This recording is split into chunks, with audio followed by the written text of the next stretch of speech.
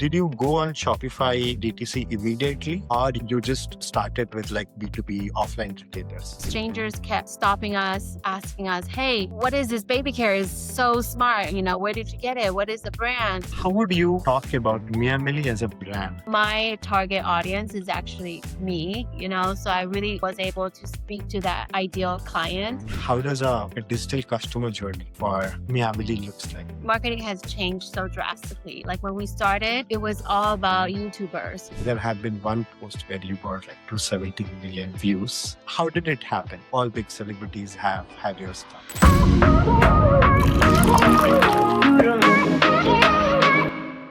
Welcome to Brewed. This is a podcast for DTC founders, growth marketeers, brand builders who want to know what really goes into scaling modern brands. Today's guest is Cecilia Tsai, co-founder of Mia Millie, a family-travel brand that started with a pinched knob and a prototype baby carrier.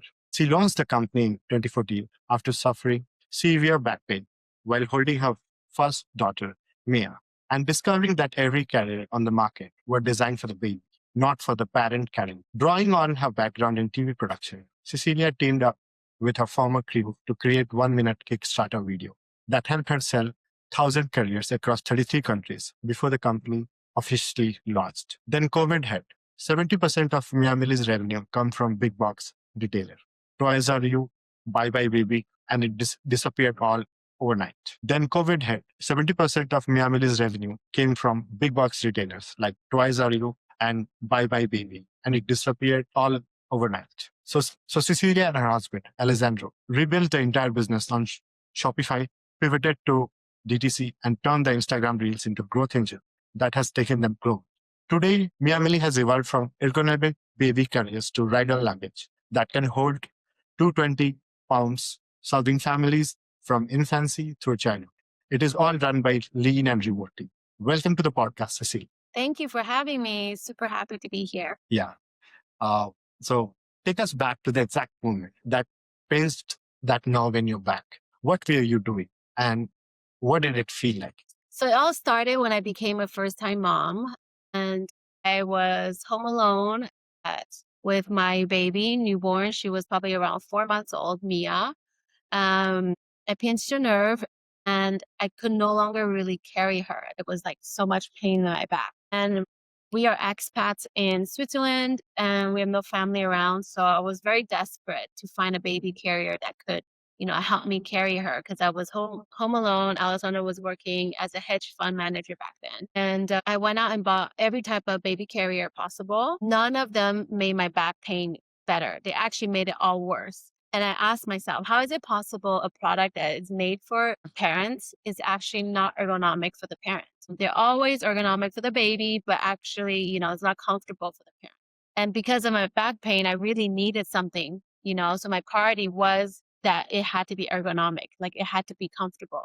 So my family background is in manufacturing. So my uncle actually lives in China, and I spoke to him and said, I have this idea for a baby carrier. It was this idea of having a hip seat built inside so that the seat could actually support the baby's weight. And I got inspiration from the, people who work out in the gym. They carry heavy weights. They have to wear this protective belt that is like really this thick around your waist. And that really protected, the lower back. And all the baby carriers in the market has a waist belt about this height. And that just like did not provide the support, and it was like pinching into the back, so we doubled the width of the belt. So it was about like maybe 18 centimeters to almost 20 centimeters high. And so it just started with these very simple concepts. Like I needed something to support the baby and I needed a wider belt to protect my lower back. So from there, we just worked with the designer, the sample room, and kind of came up with a prototype that was purely for personal use. We traveled a lot with Mia. Like before she turned 2, she flew on 60 flights. So we were determined to prove everybody wrong, because when we were pregnant, everybody was like, you're never going to travel again. You're having a baby. And we were avid travelers before we had, before we became parents. So we sort of had this like, we wanted to prove everybody wrong. So we really traveled a lot the first 2 years before she started school. So I literally just used our own prototype when we were traveling at airports, on the plane, and people kept stopping us. Strangers kept stopping us, asking us, "Hey, what is this baby carrier? It's so smart. Where did you get it? What is the brand?" We were like, "No, there's no brand. We just made it ourselves. It's for our personal use." And after like the 10th person stopping us, I looked at Alessandro and I was like, "Hey, this could be a business idea, for people to want to stop a stranger to ask for a brand of a product, they must really want it." So that's kind of how it all started, from a pinched nerve. So do you remember the first stranger that stopped you? Like you must be remembering, like, oh, this is like the moment of truth. It was actually a grandma who stopped us. He really loved the idea and wanted to get one for his son to use with her grandkid. And she just loved the idea. She thought it was so smart, and she's never seen it before. So she came up and asked us, "Where can I buy one?" That was the first encounter. Uh, from that point, you met 10 more people and they kind of asked you, like, where did you get it? Were you contemplating a business idea? But what was the journey from, like 10 people asking you? So it definitely wasn't planned, because I was actually really looking forward to being a stay-at-home mom. Like, there was no intention to run a business. Before becoming a mom, I was working at a private bank in Switzerland. So I was in private banking, and so growing up in a family of entrepreneurs, I understood like how tough it can be, like the ups and downs. So when I became a mom, I was actually just really looking forward to being able to be a stay-at-home wife and mom. We traveled a lot, and I think it's built in me when I see an opportunity, like it's just too good to pass. So when so many people come and stop you, you kind of like ask yourself, am I, could this be something? And we were in LA at the time. And before working in Swiss banking, I was actually making movies in Hollywood. So I knew like all my close friends in Hollywood. We were in LA when we were there. All my close friends were part of like movie crews. I was able to call up a friend who could film. So we were in LA, and back then Kickstarter was very big. And we decided, well, why not just make a 2-minute video, and let's just see how people will react to the product. There's really like there's no commitment, no risk, because you're just making the 2-minute video. And let's see if there's pre-orders, then we can use the money raised to like fund our first production. So I called up my old friends who got a director, product designer. We hired a model. I designed the production design, so I created a little like warm living room studio. We rented a studio, and I created like a living room situation, and we just filmed a 2-minute video. And then we put it on Kickstarter. It was super nerve-wracking. Just we didn't know what to expect. We had no ideas. We wanted to raise $25,000. This is to fund the first production. Within 5 days, we raised 25,000. So we're like, wow, this is incredible. Our campaign was for 30 days, and by the end of 30 days, we had pre-orders for almost 1,000 baby carriers from 33 countries. And it just really, really blew our mind. But it also gave us the confidence to start, because there was definitely a huge demand. Did you go on Shopify DTC immediately?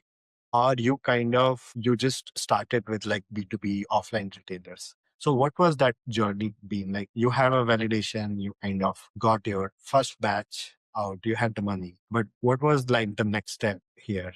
Like starting a company, you thought of raising funds from professional investors, or like what was the decision making? So you have an idea, you have a validation, people are ready to buy. So what was the next step for the GTM? Like go to market strategy. Once we finished the campaign, the next step was to really like fulfill all the pledges. Like 33 countries. We had no experience in shipping to like South Africa or Canada or Malaysia. It was like all over the world. So it was a huge learning experience. So the next step was to really fulfill these orders. And being inexperienced, we had no clue. We said we would deliver in 2 months, which was very unrealistic, because you need to go in production. I didn't calculate, the shipping time. I didn't calculate the time it would take to make the packaging. Of course, we had to do all the safety testing. So in the end, we were able to fulfill our pledges after 4 months. Because there were people waiting, it really like forced us to like not aim for perfection. We just had to get it done. And I think that is such the key point of running a business, because too many people get stuck on the planning phase, on the business, presentation, and they want to make the logo perfect. They want to make, everything perfect before they sell their first product. And my advice to all the people out there who want to run their own business is sales is king. If you can sell, everything else can follow. So I think that's why it's so great about Kickstarter, because it's led by people's orders. This is a product that people gone to the world and you've sold your first batch. It's so much easier for everything else to follow.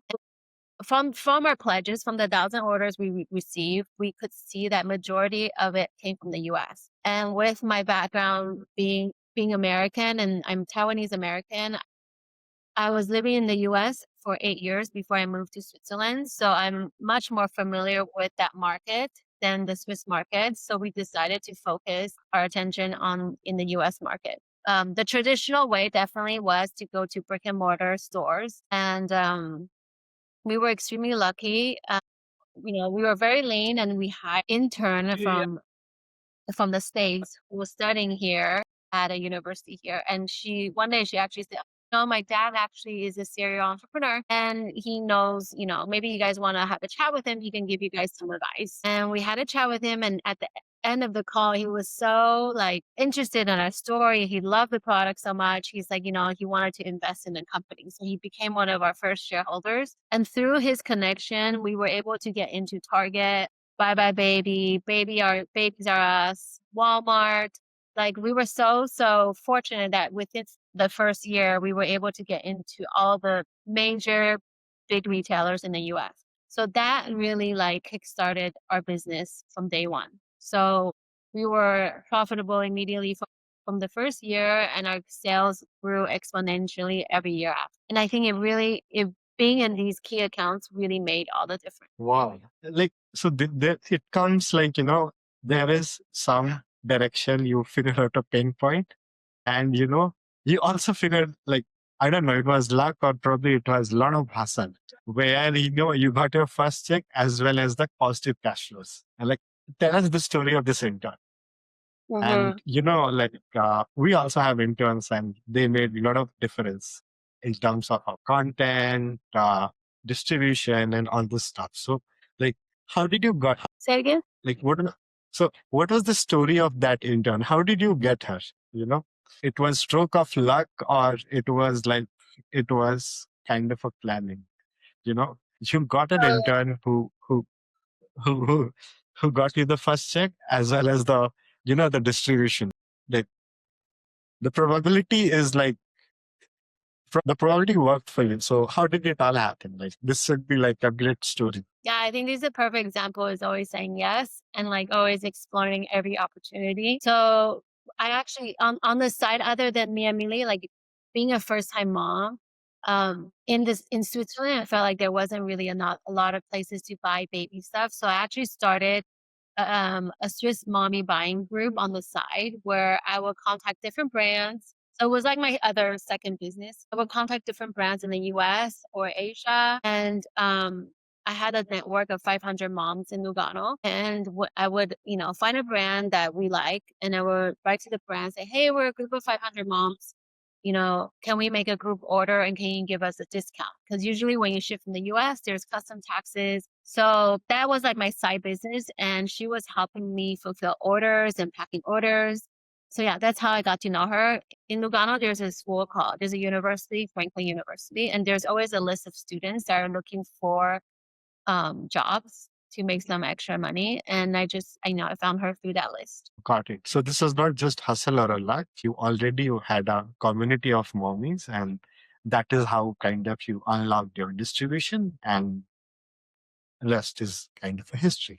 Cool. This is a great insight. On a personal level, like a mom running a side hustle, launched you launched the successful Kickstarter. You are fulfilling the orders. What was the reaction of Alexandro? Like, all along? What was his emotions initially? I'm sure like he would be pretty confident, because you already had the community of moms. But the moment you got the orders, and of course, that 4 months would have been like a lot of hustles in terms of fulfillment, learning international shipping. But what was his reaction as a husband, who is as a partner? Like, what was his reaction across all these feelings? He was also very like surprised by he was also very surprised like me with the reaction that we got from Kickstarter and the success that we got. And he was fully on board from day one, and we really did everything together. So we really had to figure out how to run the business. And his strength really is like his people skills and like connection, and like he's such a great salesperson. Like he's so good at like selling. So my role was product development and marketing, and he will handle like the sales and production and the finances of the business. So it was like a really great partnership. Got it. Got it. And in terms of like so you have worked in production, then you worked in banking, and of course you're running a side hustle. This was like a community. Your identity as a person, like, being a brand founder.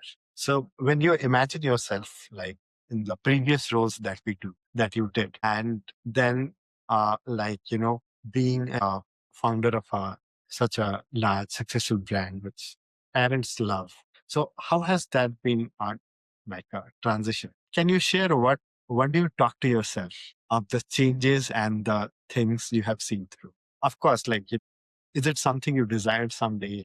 How do you like compare yourself like being there to what you have done in the past? Like so just take us through that emotional journey in terms of, either figuring out, I'll just stop it here to love your thought process. I think like as an identity, as a woman, your identity really changes when you become a mom.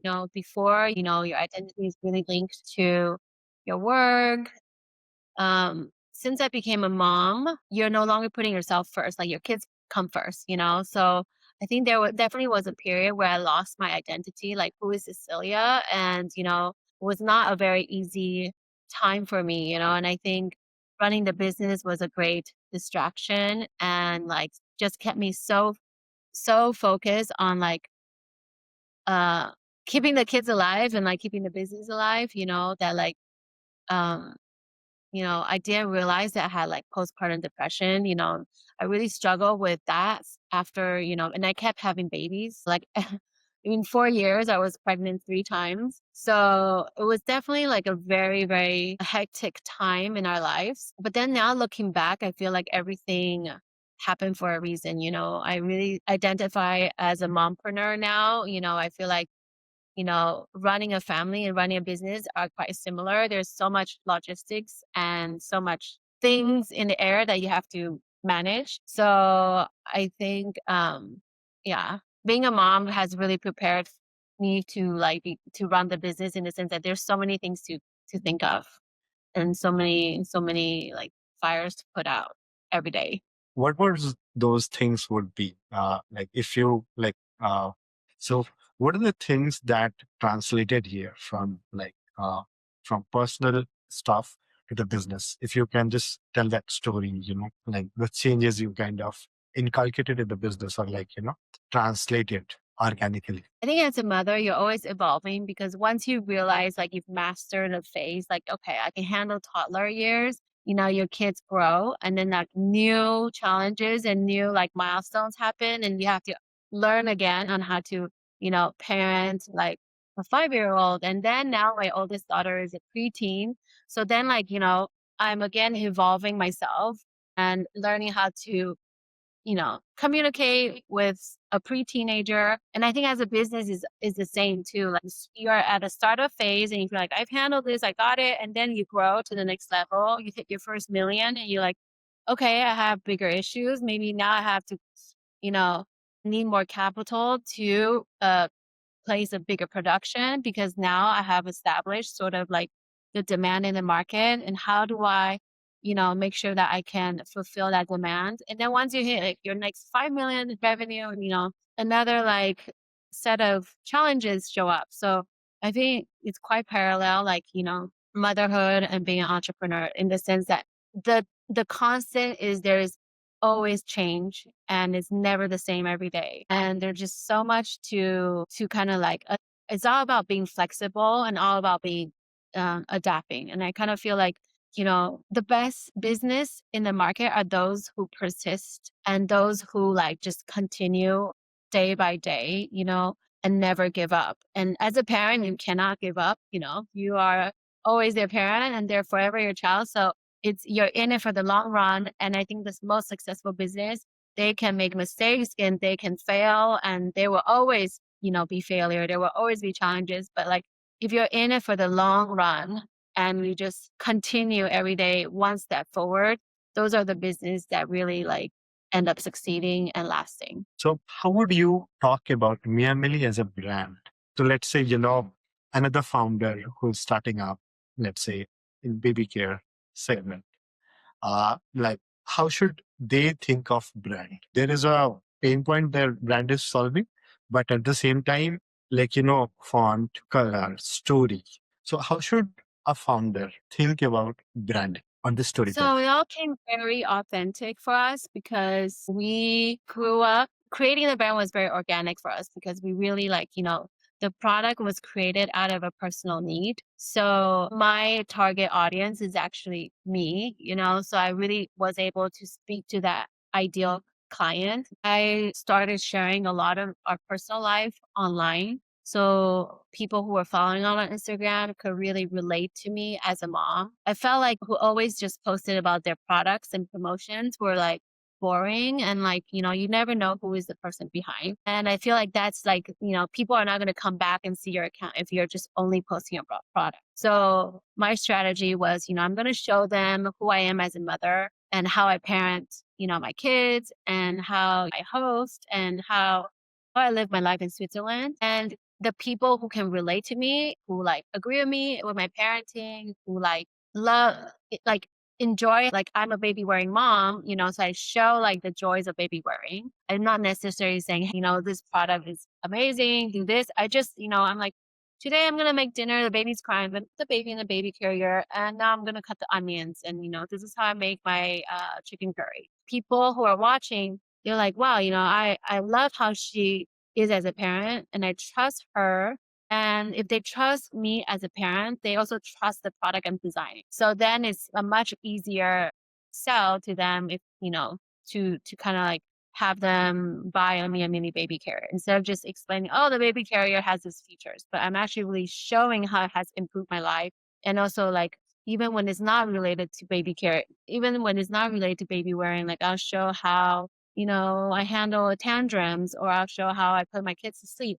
So I think like moms really related with me because I'm really showing like the pretty and ugly side of motherhood and like super honest. And so that's how I think that I definitely credit that to our success in D2C during the pandemic. So before the pandemic, we were selling only to brick and mortar, and we definitely had our own website going on, but the brick and mortar sales much stronger. Then pandemic happened. We were in I think like 200 Bye Bye Baby stores, and from one day to another, they stopped ordering from us. So we really had to think quick. So we started learning how to do Facebook ads, Google ads, and really like try to shift our marketing to online digital marketing. And we started doing email marketing and being very, very present and active on Instagram really helped, bring that connection to our direct consumers. So we always, when you're small, we hired a friend who had experience, in doing meta ads, and our marketing director was also a friend of ours, so we kind of kept the team very lean and very close. Got it. And like just getting back to the consumer experience and consumer journey in digital. So you have your like content engine and like Instagram uh, and TikTok. How does a digital customer journey for Miavili looks like? How do you see the journey? I think, in the last 11 years that we worked in the business, the marketing has changed so drastically. Like when we started with our first Kickstarter, it was all about YouTubers. People were doing their own website blogs and YouTubers. And that was how sort of people got to know us. And then it went to Facebook.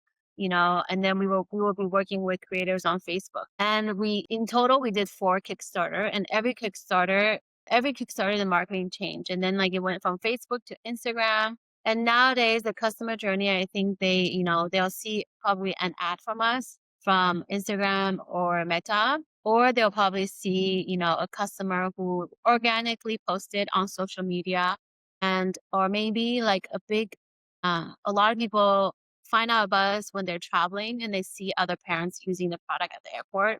So that's definitely like the first touch point. And then from there, they're able to come to, our website. And on our website, we, offer the welcome flow, which is through email and SMS. And we're offering different discounts. And then we also have the opportunity to like bring people to our app, the Mia Mili app that we use, we develop it with you. And from there, they are getting retargeted with email, SMS, and push notifications until they make their purchase. There would be one more shift, like when you started, especially like most of the customer journey will start on a desktop, and over the years it has shifted to mobile. So what are your views on mobile versus like mobile experience versus app experience? What do you think of it? Like for us, it's a very counterintuitive thing because generally we do not recommend apps to brand less than 20 SKUs, to be honest. But what we saw was like with a little push, we were getting very good numbers. So just want to understand, like as a founder, how do you see that? Like, what's your philosophy there? So I also like had my doubts about the app because we are not a skincare brand where you constantly come back every month to purchase. Our baby carrier usually, I designed the baby carrier so that you use one carrier until the baby is 4 months. Use one carrier until baby is out of baby wearing age. So like I really wanted people to just invest once in a really good baby carrier. And it's the same with the luggage. You buy one luggage for each kid. So you're not coming back every month to like buy something. And I feel like apps work so well if it's a consumable product. So I had my doubts, but when we started, I was really pleasantly surprised that like people um, would take the time to download the app and make that purchase, and just to have the convenience of an easier checkout. And of course, having the app on their phone, it was easier for us to communicate with them and engage with them with push notification. And it has to do with like how you want to uh, build your app. We definitely do a lot of app exclusive promotions. People who are app users definitely get like a secret exclusive access. So I think like it has to do with sort of you have to give people a reason why they want to keep you on your app, on your phone. How would you measure app success? Because without app, the brand works. So how would you define app KPIs from a founder perspective? Like, what are the like, because there is a mobile web and there is a mobile app. We also see AOVs and LTV is also higher. But if you have to put in numbers and improve the usability or utility of the app for your brand, what are the key KPIs you will look at? So I'm definitely looking at like how many people are downloading our app every month and also the conversion rate. Like we can tell like people who have downloaded the app, the conversion on the app is double than the conversion we have on our website. So that's like very, very significant. People who definitely take the time to download your app are definitely warmer leads and they are easier to convert. So I definitely think it's a very valid channel, and it's all about the brand to kind of make that client feel special for downloading the app and for what are some little promotions that you can offer them to kind of build that brand loyalty. Got it. So this is very helpful. One thing we asked all brand founders is one customer story for Mia Mili that stands out, which is something you want to share with us. So one story that really stuck out is when Alessandra and I were having a family vacation. We were in Hong Kong and we were just walking on the street and we see this mom wearing the baby and we looked like double taking like, oh my God, is that a Miami? You know? And this was like quite early on in our journey. And indeed it was me and Millie. We have like a Swiss flag on our baby carrier. And it was just it was like such a humbling and like such a like a mind-blowing experience to kind of see your product in the wild. No, somebody who you don't know is wearing it. We're based in Switzerland and this was in Hong Kong. Somebody saw us and like, bought it in Hong Kong. And we went up to her. We said, "Hey, sorry to bother you, but do you like the carrier?" She went on and on about how she loves the carrier. I was like, "Well, actually, we're the founders of the brand, and we're just so happy to like meet a customer." And like, she's like, "Oh my God, it's so cool!" And then like, we took photos. And I think even till today, 11 years later, when I see somebody using our product in the wild, it's a super nice experience. So we were going with like Instagram handle of like Miami. And of course, there have been one post where you got like 270 million views, and there's like a very, I don't know, it was most of it is like organic. You had all like Hollywood celebrities like embracing Miami suitcase. One of our favorites is like, Harry Swan had that. My favorite movie is like Million Dollar TV. So like was it like, how did it happen? All big celebrities have had your stuff. Recently, we gifted a luggage to Will Smith. We happened to be invited to his private concert through a friend, and we brought a luggage, and it was like, he's doing his European tour. Let's like give him luggage. So that's how we got connected with him. And usually, we always, we give products to celebrities when there is a connection. I don't like to give just randomly, blindly send, products to celebrities because usually those don't end up anywhere and you basically, you lose a product. I feel like when there is actually somebody there who's connecting you to the celebrity, it's more meaningful. So yeah, that's how from that event there were a lot of other celebrities. So that's how we were able to get luggages, to the celebrities. So one question is like, we have seen your special focus on fighting copycats. And as a founder, so when you have a unique insight, you invest so much in getting the product design and success story. What was your emotions when like copycat came in? And When we first saw the first MMV copycat, we were like, to be honest, my first reaction, I was like, wow, almost flattered because I didn't, it's like, oh, you gotta be good. You gotta be known for people want to copy you. So, that was like my first reaction. I was like, actually kind of flattered. It's like, wow, we kind of like made it. We made it big enough that people want to copy you. And, as a family brand, what we've learned is like, if your product is good, you know, copycats will follow. It's inevitable. And I just don't really believe in spending money to fight these copycats. I think we've made the decision early on to dedicate the cash flow to growing the business. If you focus on product innovation and you're always one step ahead of the copycats, that's how you can like be the leader of your, industry and your category. So that's sort of been our strategy. It costs a lot of money to hire lawyers. We have all the patents on our products, but sometimes a patent, can only protect you so much. And if they change literally like a zipper, or they change like a simple pocket, they add some simple design, then your patent doesn't protect it. I just don't really believe in giving that money to like fighting a lawsuit. I much prefer to, grow the business by investing in marketing, investing in branding, and, coming out with better products for people to copy.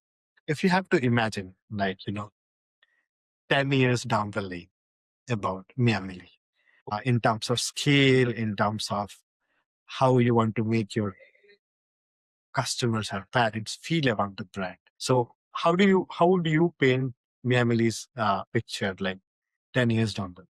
Like, what's your vision? So 3 years ago, we launched our luggage, and it literally went viral. Like that year, Like every time we post on Instagram, there were like millions of views. Like it really went viral. And that really changed the direction of the business. We used to be like a purely baby wearing brand, and now we're more of a family travel brand. So I really want to develop more products that can help parents travel easier, whether it's this year we came out with a daddy bag that can expand from 15 liters to 30 liters whenever you need extra storage. Because when you're traveling with kids, you always bring like extra outfits or jackets. And then, one moment they're hot, one moment they're not. So you always need extra space in your backpack. So that's our daddy bag. We launched our mommy bag that is actually a beautiful bag that you will want to use even when you're without your child. I think one of my struggles is, when I became a mom, you know, every mom needs a diaper bag, but that diaper bag just screamed like I'm a mom. And after my kids were out of the diaper phase, I no longer used that bag. And I was really looking for a bag where I could travel, that I could use on the plane.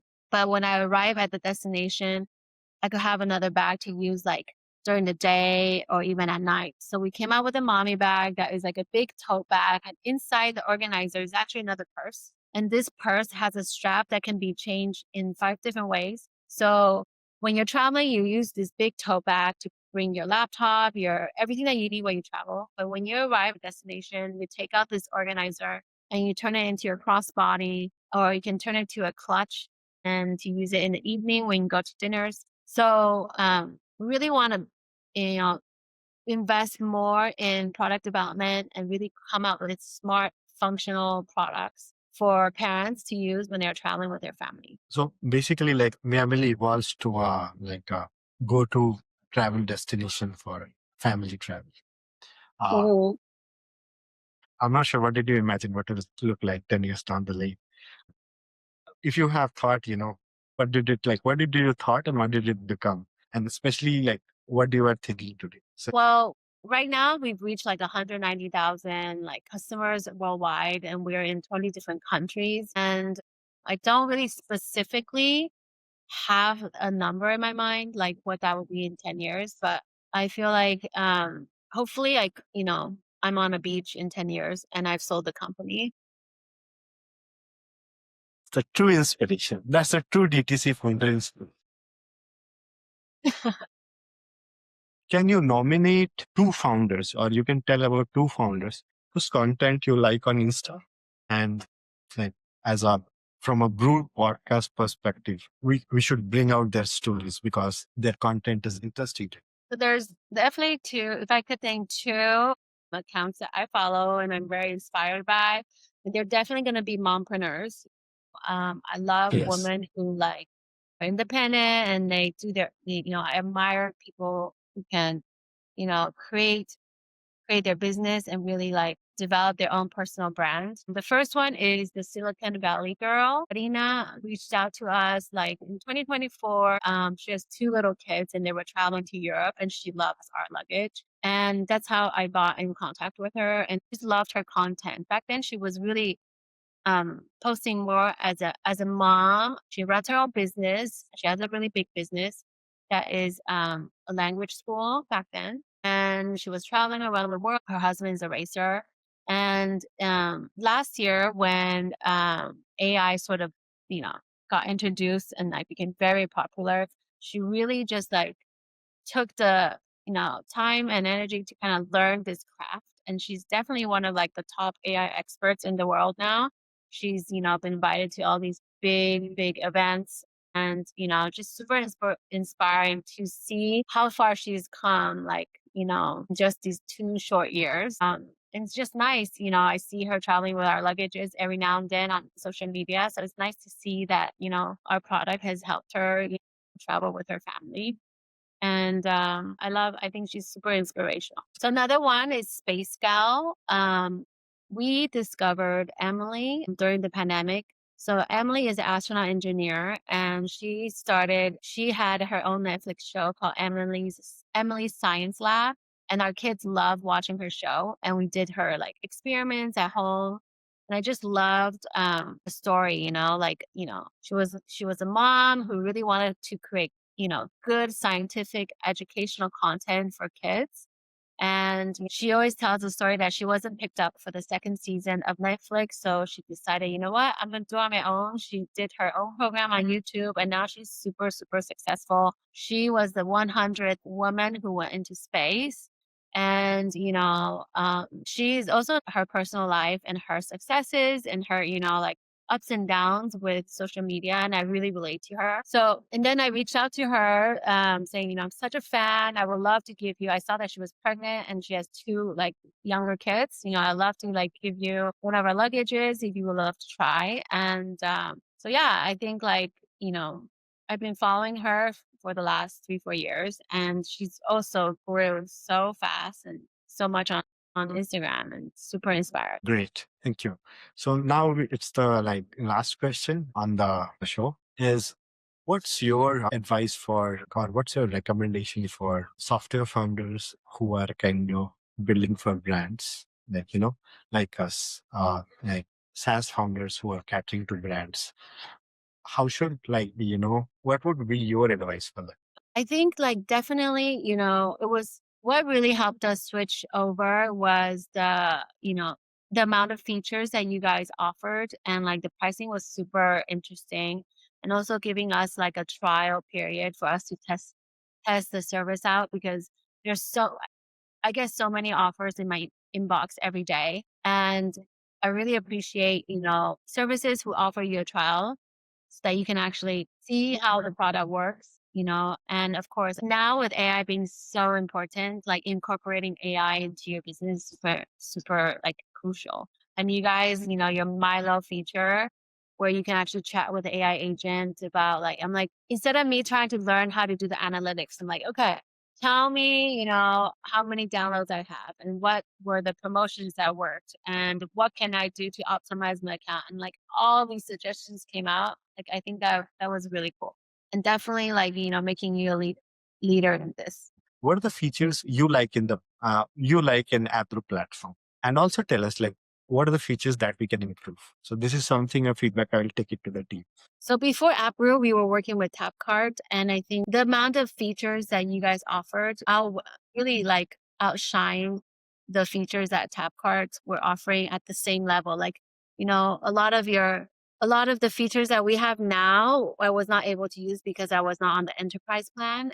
And just on your basic growth plan, we were able to customize the PDP. We were able to, add countdowns for sales. We were able to add videos on our PDP, lifestyle photos, testimonials. I think that is such an important part of a customer journey. And with TapCart, we were not able to do that, so with Ep.3, it really helped us make the user experience so much better on the mobile app. So help us make the experience so much better on the mobile app. One feature I would love to develop with you guys is we have a plan to create a Mini travel concierge. We would love to offer a travel concierge in our Mini app where we can help families plan their trips, save their itineraries. If you want to just talk about a product, showcase a product, that would be great.